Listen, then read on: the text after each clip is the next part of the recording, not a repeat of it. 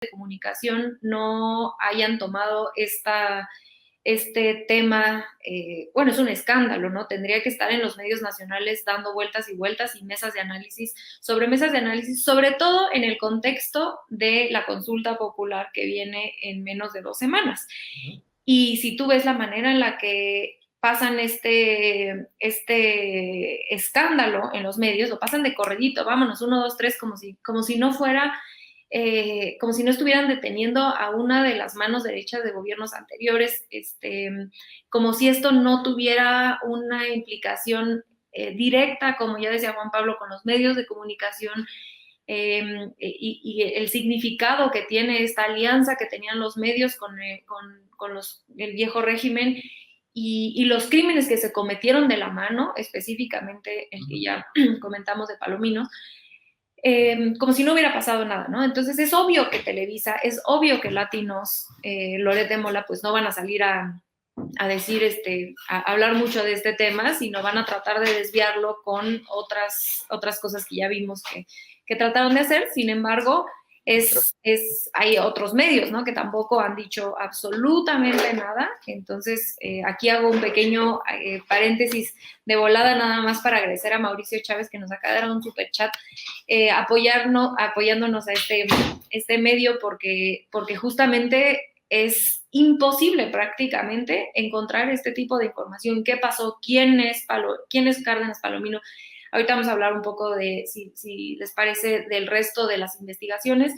Imposible encontrarlo en otros lados. Entonces yo quisiera ver si podemos hablar de los medios y, por otro lado, el tema del resto de las investigaciones, que también esta semana se le acusó, se le está investigando a Ildefonso Guajardo de enriquecimiento ilícito, ¿no? Entonces, acá de verdad son 2 noticiones en una semana, y hay un tercero que salió un documento en El País, y vaya que El País no quiere a la Cuarta Transformación, donde hablaban de un directivo de CFE, que además tiene mi mismo apellido y sí lo conozco. Entonces, no les voy a contar el chisme tan a fondo, pero échense el texto. Es una vergüenza para mí, pero lo celebro, ¿no? Que lo público se haga público y que se le investigue a la gente que robó.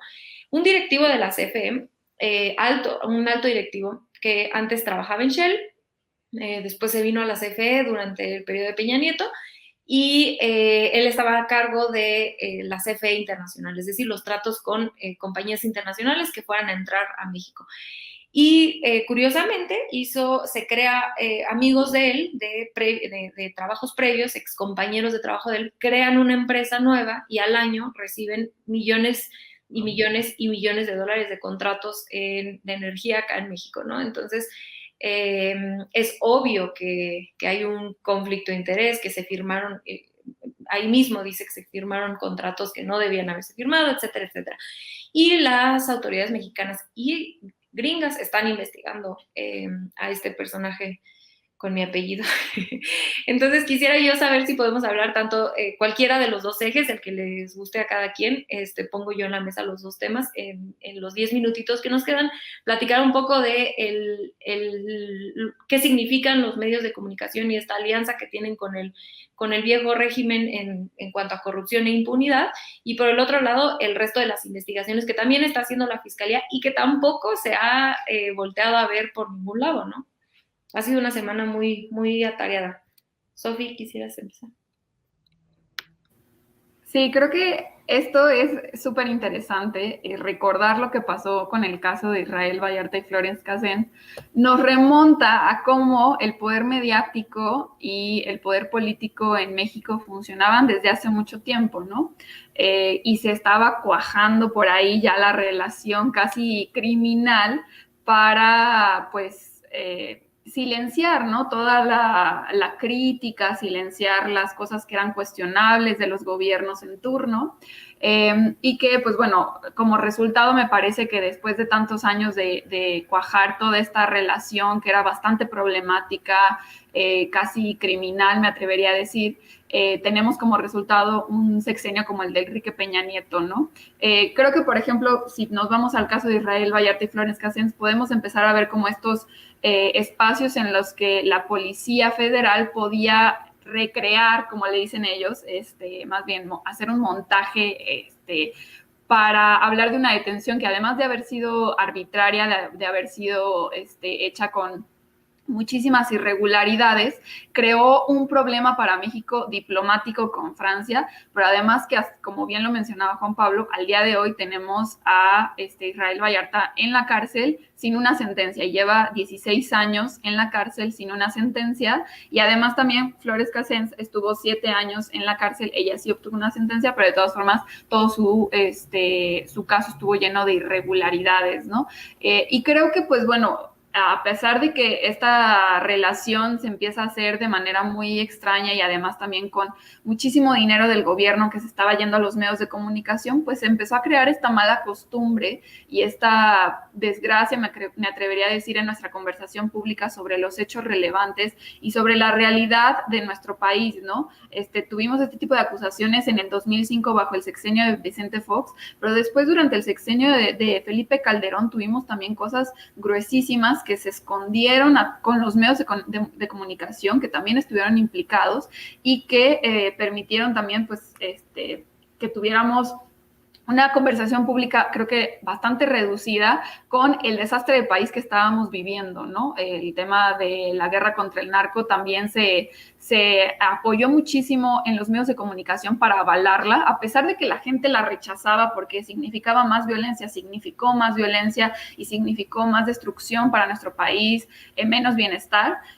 Pues ahí los medios de comunicación eran como esa palanca de impunidad para querer avalar este sexenio de muerte, y después pues tuvimos el sexenio de Enrique Peña Nieto, ¿no? Que es un político creado específicamente a través de los medios de comunicación, toda la parafernalia y la farándula que hubo alrededor de él, y que pues dieron un sexenio cargado de corrupción, con medios de comunicación que recibían contratos multimillonarios, una muy poquita cantidad de empresas de comunicación, y que además, pues, durante todo este tiempo se perseguía realmente a quienes ejercían el noble oficio del periodismo y buscaban ahora sí responder a las necesidades de las audiencias, de la gente y de la verdad, ¿no? Cosa que pues nos había estado faltando durante mucho tiempo. Y pues bueno, ahora tenemos el cambio de régimen con el presidente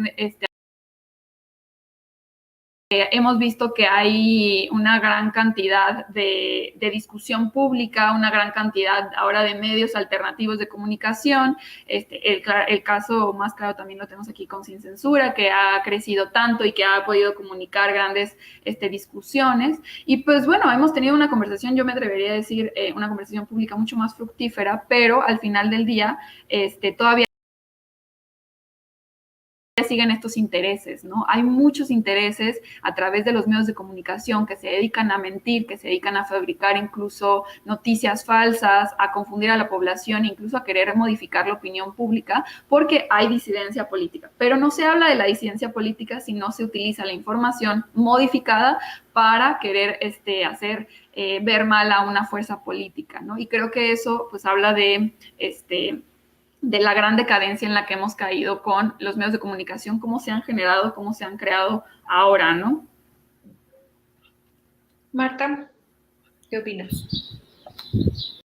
Sí, a propósito de los medios, ¿no? Pues precisamente lo que vimos en sexenios pasados, sobre todo en el de Felipe Calderón, es que los medios de comunicación también se utilizaron para legitimarse, o sea, para legitimar el discurso, para legitimar las estrategias de violencia.